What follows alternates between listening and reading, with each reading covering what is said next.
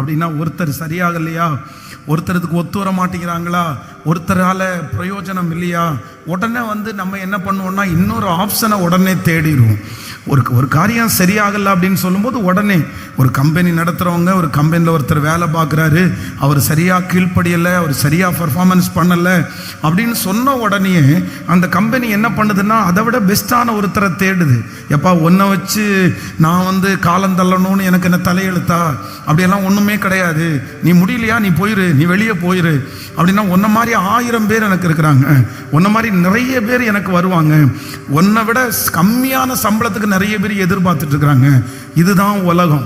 அப்படின்னா சரியான ஒரு காரியத்தை நம்ம நம்புகிற காரியத்தை செய்யலைன்னு வரும்போது நம்மளை இந்த உலகம் சீக்கிரமாக தூக்கி போட்டுரும், இன்னொரு ஆப்ஷனை சீக்கிரமாக எடுத்துரும். ஆனால் ஆண்டவர் மட்டும் அதில் ரொம்ப நல்லவர். நம்மளை ஒரு பொறுப்புக்காக ஆண்டவர் நம்பினார்னா, ஒரு காரியத்திற்காக ஆண்டவர் நம்புறாருன்னா அவ்வளவு சீக்கிரமாக நம்ம செய்யலைன்னா கூட, நம்ம லேட் பண்ணனா கூட, நம்ம அதுக்கு தகுதியே இல்லைன்னா கூட ஆண்டவர் அவ்வளவு சீக்கிரமா இன்னொருத்தரை அந்த இடத்துல எடுக்கவே மாட்டார். ரொம்ப கவனம் உள்ளவர். அப்படின்னா முடிஞ்ச வரைக்கும் நம்மளையே ஆண்டவர் நம்புவார். அதான் வேதம் சொல்லுது, குயவனுடைய கையிலே அவர் வனைந்து கொண்டிருக்கிற மண்பாண்டம் அவருடைய கையிலே கெட்டு போயிருச்சு. ஆனால் அவர் கெட்டு போன மண்பாண்டத்தை தூக்கி வீசாம அவர் என்னதுன்னா மறுபடியும் அவர் என்ன பண்ணார்னா அதை வனைந்தார், தன்னுடைய மனதில் இருக்கிறது போல வனைந்தார். அப்போ முடிஞ்ச வரைக்கும் ஆண்டவர் என்ன பண்ணுவார்னா இந்த ரீப்ளேஸ்மெண்ட் அப்படின்றத ஒன்றும் ஆண்டவர் பண்ணவே மாட்டார். நீங்க இருக்கிற இடத்துல இன்னொருத்தரை ஆண்டவர் அவ்வளவு சீக்கிரமா கொண்டு வர மாட்டார். இப்போ சவுலை குறித்து வேதம் சொல்லுது, சவுல் கீழ்ப்படியல்லேன்னு அவருக்கு தெரியுது, சவுல் அவருடைய வார்த்தையை கேட்கலன்னு அவருக்கு தெரியுது. தெரிஞ்சதற்கு பிற்பாடும் அவ்வளவு சீக்கிரமா சவுலை தூக்கி வெளியே போடல. சவுல் இருக்கும் போதே இன்னொருத்தரை அபிஷேகம் பண்ணிட்டார் ஆண்டவர். ஏன் அப்படின்னா இவன் சரியில்லை அப்படின்னு சொல்லி அபிஷேகம் பண்ணது உண்மை.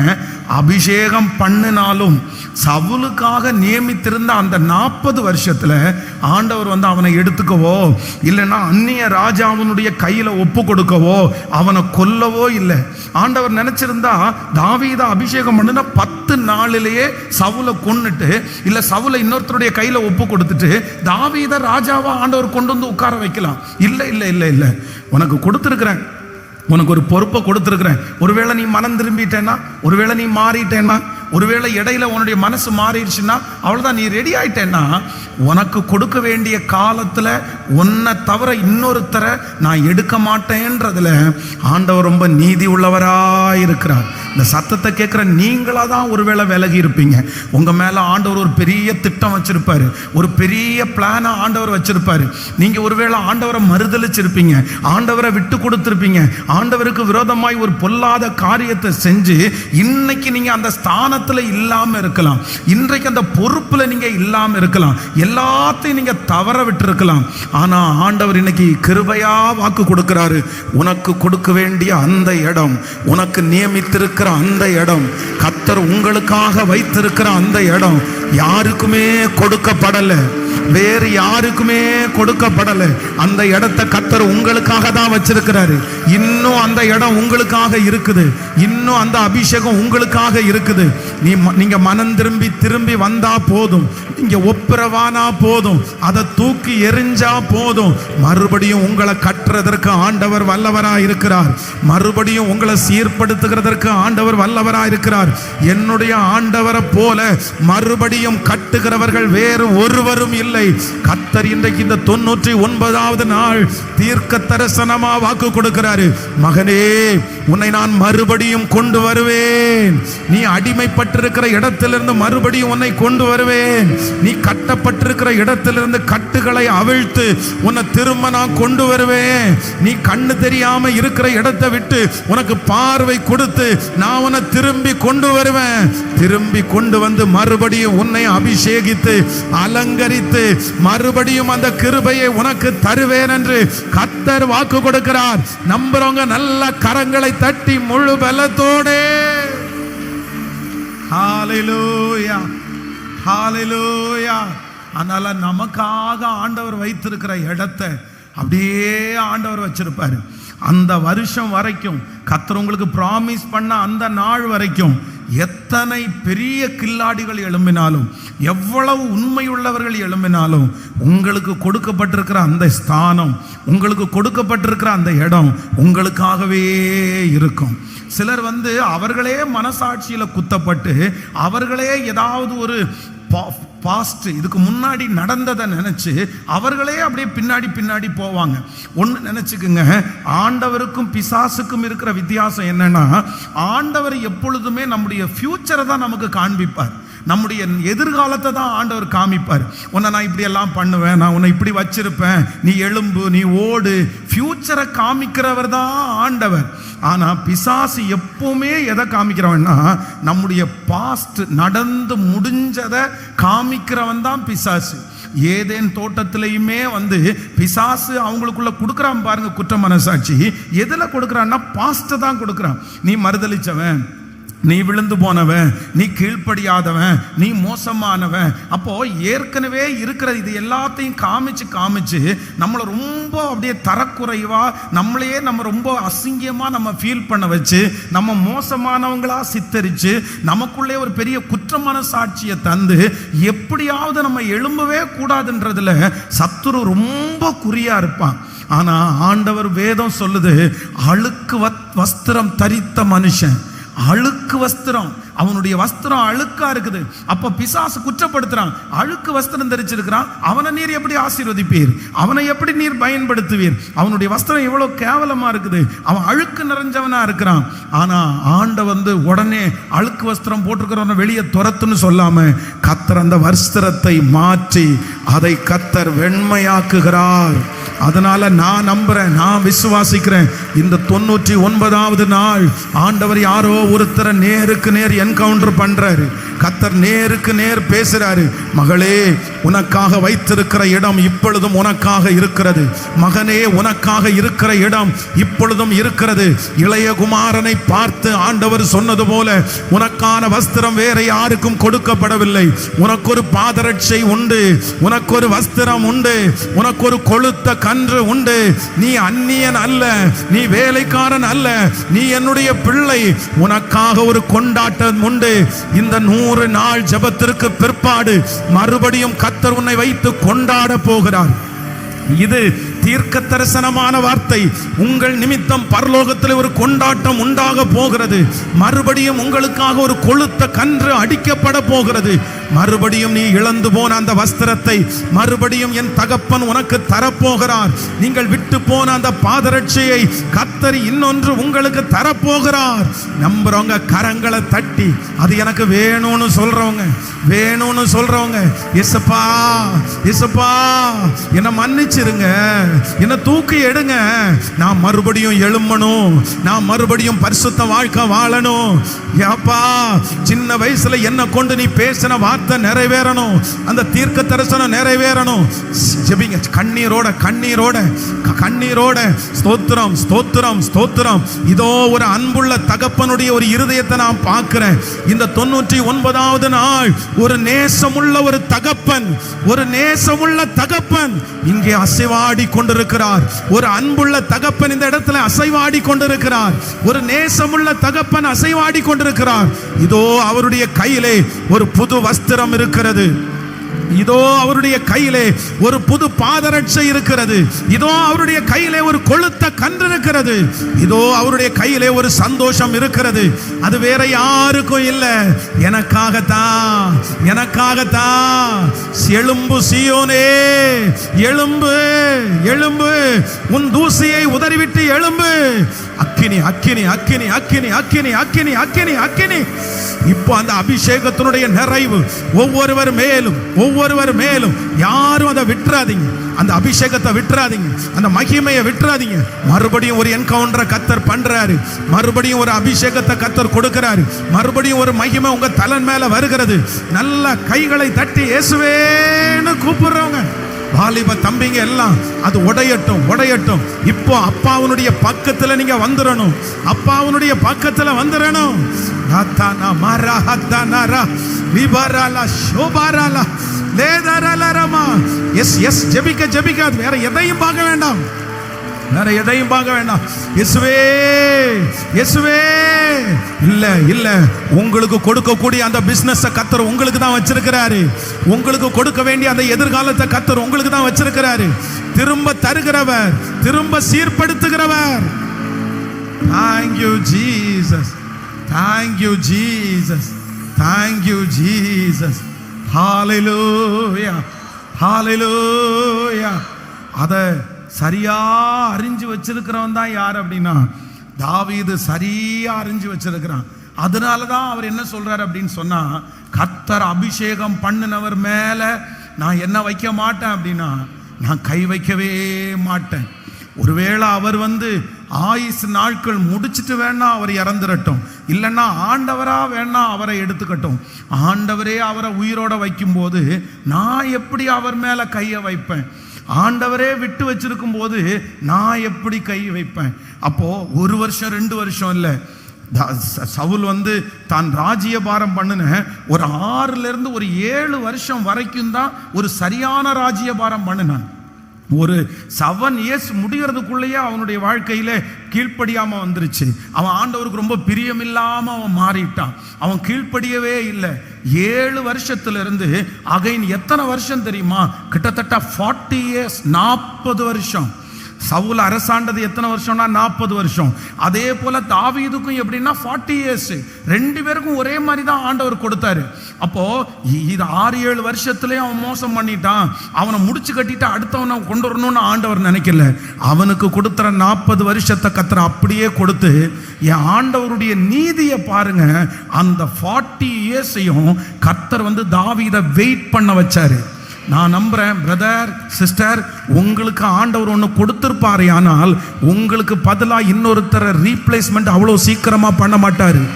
அது உங்களுக்காகவே காத்திருக்கும், உங்களுக்காகவே காத்திருக்கும்.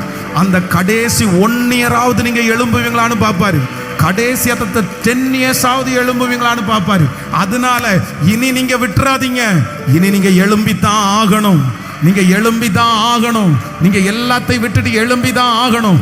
உங்களுக்குரிய இடம் அங்கே இருக்கிறது, உங்களுக்குரிய வருஷம் அங்கே இருக்கிறது.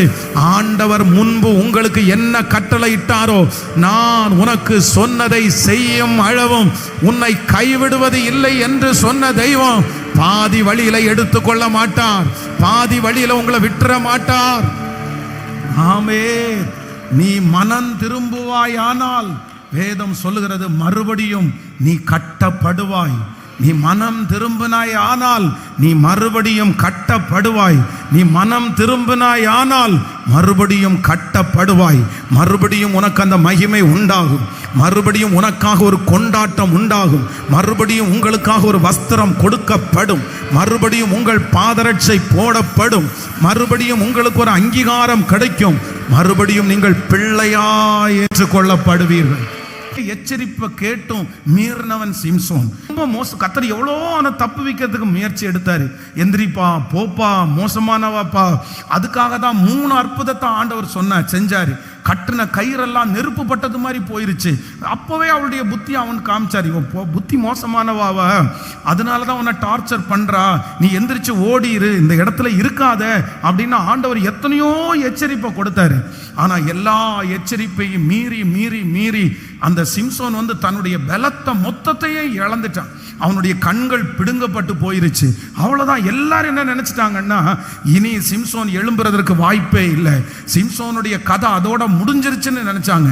ஆனா ஆண்டவர் மட்டும், நீ செஞ்ச தப்புக்கு உன்னுடைய கண்கள் பிடுங்கப்பட்டுருச்சு, ஆனா அவங்க எந்த முடிய மொட்டை அடிச்சாங்களோ, எந்த முடிய அவங்க எடுத்தாங்களோ, அந்த முடி மறுபடியும் முளைக்க துவங்கினது. கர்த்தர் கொடுத்தது எத்தனை பேர் எடுத்தாலும், கர்த்தர் கொடுத்தது உங்களுடைய தவறுகளினாலே எடுக்கப்பட்டாலும், கர்த்தர் கொடுத்த அந்த காரியத்தை நீங்க இழந்திருந்தாலும், நான் நம்புறேன் இரக்கமும் உருக்கமும் நீடிய சார்ந்தமும் மகா கிருபையும் உள்ள கர்த்தர் மறுபடியும் அதை முளைக்க பண்ணினது போல, மறுபடியும் அந்த முடியை முளைக்க பண்ணினது போல, இழந்த பலன் திரும்ப அவனுக்கு வந்தது போல, இந்த 99வது நாள் கர்த்தர் காயம் கட்டுகிறவராய் வந்திருக்கிறார். திரும்ப எழுப்புகிற தேவனாய் வந்திருக்கிறார். மறுபடியும் கட்டுகிற தேவனாய் வந்திருக்கிறார். மறுபடியும் அலங்கரிக்கிற தேவனாய் வந்திருக்கிறார். நம்புறவங்க கேட்டுட்டே இருங்க. Thank you Jesus. 5 வருடத்திற்கு முன்பாக இழந்தது மறுபடியும் உங்களுக்கு வந்து சேர போகிறது. ஹalleluya. 7 வருடங்களுக்கு முன்பாக வெளியே போன நீங்கள் இந்த வருடத்தினுடைய முடிவில் கர்த்தர் உங்களை உள்ள கொண்டு வர போறாரு. இல்ல பிரதர், ஆண்டவர் உங்க மேல வச்சிருக்கிற தரிசனத்தை மறுபடியும் புதுப்பிக்க நினைக்கிறாரு. நீங்க கேட்க அந்த மகிமை உங்க தலை மேல வருது. சொல்லுங்க. உங்க சரீரம் சரியாகி கொண்டிருக்கிறது. உங்க சரீரம் ரெடியாகி கொண்டிருக்கிறது. உங்க உடம்ப கர்த்தர் ரெடி பண்றாரு. அந்த சரீரத்துல அவயவங்கள் எல்லாம் திரும்ப சீர்பட்டு கொண்டிருக்கிறது. ஆமென். ஸ்தோத்திரம். ஹalleluya. என் தேவன் ரொம்ப அன்புள்ளவர். அவர் எனக்கு கொடுத்த இடத்தை அவர் வைத்து கொண்டு எனக்காக காத்திருக்கிற கர்த்தர், எனக்காக எதிர்பார்த்திருக்கிற கர்த்தர். வேதம் சொல்லுகிறது, அந்த குமாரனுடைய தகப்பனார் அந்த தூரத்தில் வரும்போது அவனை கண்டு, எப்படி அவனை கண்டுபிடிச்சாரு? எப்படி கண்டுபிடிக்க முடியும்? ஏன் அப்படின்னு சொன்னா, இங்க இருந்த அப்பாவனுடைய வீட்டில இருந்து அந்த பிள்ளை போகும்போது கொழுன்னு போயிடுச்சு. அந்த பிள்ளை ரொம்ப வெளிச்சமா, ரொம்ப வெள்ளையா, அப்படியே அழகா போயிருச்சு. ஏன்னா அவன் கையில எல்லா சொத்து இருந்துச்சு, அவனுக்கு எந்த வேலையும் இல்லை. ஆனா இப்ப எப்படி அந்த பிள்ளை வருது அப்படின்னா, அப்படியே உருக்குலைஞ்சு போய் வருது, எல்லாத்தையும் இழந்து போய் வருது. பன்றியினுடைய தவிடு கூட அதுக்கு என்ன செய்யலையாமா? ஆமா. அப்ப எந்த அளவிற்கு வறுமை, எந்த அளவுக்கு ஆகார குறைச்சி, எதுவுமே இல்லை. அந்த பிள்ளையினுடைய உருவம் எல்லாம் மாறி இருக்குது. ஆனா அப்பா மட்டும் தூரத்துல அந்த பிள்ளை வரும்போது தன்னுடைய பிள்ளைன்னு கண்டுபிடிச்சிட்டாரு. அப்ப என்னன்னா, தன்னுடைய பிள்ளைய குறிச்ச ஒரு எதிர்பார்ப்போ தன்னுடைய தகப்பனாருக்கு இருந்துட்டே இருக்குது. அந்த அப்பா என்ன சொல்றாருன்னா, நீ எப்ப வருவ, உன்னுடைய பிரயாணம் எத்தனை நாள் ஆகும்? நீங்க வேதத்துல வாசிக்கும் போது ஒரு ராஜா அவனுடைய உண்மையான பிரதானியை பார்த்து கேட்பாரு, நான் இந்த மாதிரி என்னுடைய ஊருக்கு போயிட்டு வரட்டுமா, நான் அலங்கத்தை கட்டுறதுக்கு எனக்கு பர்மிஷன் கொடுப்பீங்களா அப்படின்னு போது, அவன் ஒரு நல்ல பானபாத்திரக்காரனா இருந்தான், நல்ல பானபாத்திரக்காரன். உடனே அந்த ராஜா என்ன சொல்றாரு, அவனை பார்த்து கேட்கிறாரு, நீ உன்னுடைய பிரயாணம் எத்தனை நாள், நீ எப்ப திரும்ப வருவ? நான் அந்த ராஜாவை இயேசு ராஜாவா நான் நினைக்கிறேன். அவர் இயேசு ராஜா. இன்னைக்கு இந்த சத்தத்தை கேட்டுக்கொண்டிருக்கிற ஒரு சிலரை பார்த்து கேட்கிறாரு, நீ எப்ப திரும்பி வருவ? இந்த வருஷமாவது முடிவிலையாவது நீ வந்துருவியா? இந்த வருஷமாவது அந்த அசுத்தத்தை விட்டு வந்துருவியா? அந்த பாவத்தை விட்டு வந்துருவியா? அந்த மனுஷனை விட்டு வந்துருவியா? அந்த பொறாமையை விட்டு, அந்த கோபத்தை விட்டு, அந்த பெருமையை விட்டு கர்த்தர் நிறைய பேரை எதிர்பார்க்கிறாரு. நீ இப்போவாவது திரும்பி வந்துரு, நீ இப்போவாவது மாறி வந்துரு. போதும். அங்க போய் என்னத்தை கண்ட? அவமானத்தை மட்டும்தானே கண்ட. அந்த மனுஷனுக்காக ஓடி நீ என்னத்தை கண்ட? அந்த சினிமாவுக்கு பின்னாடி ஓடி நீங்க என்னத்தை பார்த்தீங்க? அந்த நபருக்கு பின்னாடி ஓடி நீங்க என்னத்தை பார்த்தீங்க? அவமானத்தை மட்டும்தானே பார்த்தீங்க, நிந்தைய மட்டும்தானே சுமந்தீங்க, உங்களுக்கு பேர்ல கெட்ட பேரை மட்டும்தானே வாங்குனீங்க. நீங்க என்னத்தை ஒண்ணுமே நீ பண்ணலையே மகளே. நீ திரும்பி பார். உன் மேல வச்சிருக்கிற அபிஷேகம் இதுவா? உன் மேல அழைச்ச அழைப்பு இதுவா? நீ எவ்வளோ பெரிய பிரச்சனையிலிருந்து தூக்கி எடுக்கப்பட்ட தேவனுடைய பிள்ளை. உன்னை கொல்லும்படியாக சத்துரு எடுக்கிற முயற்சி, எத்தனை முயற்சி. சின்ன வயசுல இருந்து உனக்கு கொடுத்த நோய், எத்தனை நோயை கொடுத்தான், எத்தனை அலைச்சலை கொடுத்தான். உங்க அம்மாவே உன்னை வேண்டான்னு நினைச்சாங்க, அப்பாவே உன்னை வேண்டான்னு நினைச்சாங்க. ஆனா யாரு வேண்டான்னு நினைச்சாலும் உனக்கு மறு ஜீவனை கொடுத்து, மறு உயிரை கொடுத்து, உன்னை இதுவரையிலும் வளர்த்தி, உன்னை இதுவரையிலும் ஆதரித்து, எத்தனை பிரச்சனை இருந்த போதிலும் உன் சாவுக்கு ஒன்ன ஒப்பு கொடுக்காதபடி, மரணத்துக்கு ஒன்ன ஒப்பு கொடுக்காதபடி இதுவரையிலும் உன் ஜீவனை காப்பாத்தினது வேற யாரும் கிடையாது. ஏசப்பா மட்டும்தான் உன் ஜீவனை காப்பாத்தினாரு. உன் ஜீவனை எடுக்கிறதுக்கு பிசாசு எடுத்த முயற்சி எல்லாம் வீணா போயிருச்சு. அந்த ஜீவனை வேற யாருக்கு நீ கொடுக்க முடியும்? இல்ல, கர்த்தருடைய ஆவியானவர் உன்னை அன்பின் கயிறுனால இழுக்கிறாரு. கர்த்தர் பாச கயிறை உன் மேல அனுப்புறாரு. நீ வாழணும், நீ இயேசுவுக்காக வாழணும், நீ இயேசுவுக்காக சாதிக்கணும், நீ இயேசுவுக்காக ஓடணும், நீ ரத்த சாட்சியா மரிக்கிறதுக்கு கூட ஆயத்தமாகணும். இனி உனக்குள்ள ஒரு பெரிய மாற்றம், இனி உனக்குள்ள ஒரு பெரிய அபிஷேகம். இல்ல, உன்னை கொண்டு கர்த்தர் செய்ய நினைத்த காரியம், உங்களை கொண்டு கர்த்தர் செய்ய நினைத்த காரியம் அது தடைபடக்கூடாது. அது யாரும் தடுத்து நிறுத்த கூடாது. ஆமென். தெபராளே விழித்தெழுங்கள். ஆமென். கிதியோன்களே எழும்புங்கள். கிதியோனே எழும்பு. தெபோராளே எழும்பு. எழும்பு, எழும்பு, நீ எழும்பு. தூசியை உதறிவிட்டு எழும்பு. நீ எழும்பும் வேளையிலும் கிராமங்கள் பாழாய் கிடக்கும். நீ எழும்பினாய் ஆனால் மூடக்கட்டு கிடக்கிற பெரும் பாதைகள் அது திறக்கும் என்று ஆவியானவர் இன்னைக்கு தீர்க்க தரிசனமாய் உரைக்கிறார். நிறைய இடத்துல தீர்க்க தரிசனமாய் கர்த்தர் பேசிக் கொண்டிருக்கிறார். எழும்பு, எழும்பு. உன்னை கொண்டு பெரிய காரியத்தை, ஆமென், நீ முறியடிக்க போகிறது சாதாரணமான குன்றுகளை அல்ல, நீ மலைகளை முறியடிக்க போகிறாய். மலைகளை முறியடிக்க போகிறாய். அந்த அபிஷேகத்தினுடைய நிறைவு இப்பொழுது அநேகர் மேல பற்றி பிடிக்கட்டும். இங்க இருந்து ஒரு அக்கினி பிளம்பு, இங்க இருந்து இந்த சத்தத்தை கேட்கும் போது ஒரு அக்கினி நெருப்பு, அக்கினி நெருப்பு அது எதிரனுடைய பாளையத்தை சுட்டரிக்க போகுது. சத்துருடைய ராஜ்யத்தை சுட்டரிக்க போகுது. இதோ உலர்ந்த எலும்புகள் உயிரோட எழும்புது. நீ போய் நிற்கும் போது பள்ளத்தாக்கில் இருக்கிற உலர்ந்த எலும்புகள் உயிரோட எழும்புது. அப்படிப்பட்ட ஒரு அனாயிண்டிங் வாயில கர்த்தர் அக்கினி துவட கர்த்தர் வைக்கிறாரு.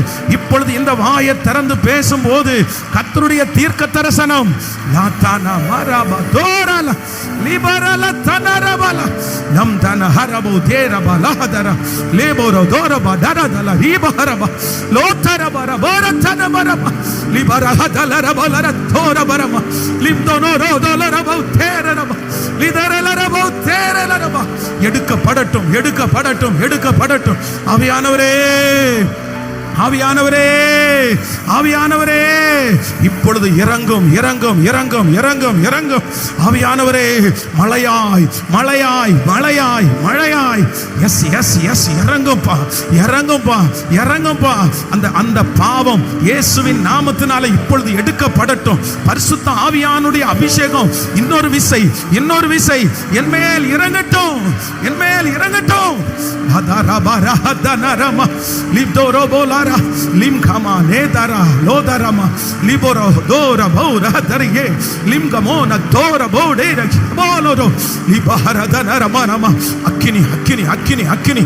இந்த சத்தம் கேட்க கேட்க எந்த ஊர்ல இருந்தாலும் அந்த இடத்துல ஆவியானுடைய என்கவுண்டர் இப்ப கடந்து போகட்டும், இப்ப கடந்து போகட்டும். இது எப்படி ஆகும் என்று நீ கேட்கிறாய். கர்த்தர் சொல்லுகிறார், பரிசுத்த ஆவியானவர் உன்மேல் நிழலிடுவார்.